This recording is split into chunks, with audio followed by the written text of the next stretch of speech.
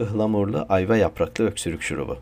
Ihlamur çayı ve ayva yaprağı öksürük için çok etkili bir doğal şuruptur. Bu doğal öksürük şurubunun yapımı için ıhlamuru ve ayva yaprağını aktarlardan temin edebilirsiniz. Bir çaydanlığa bir tutam ıhlamur çiçeği ve yapraklarını birlikte atın.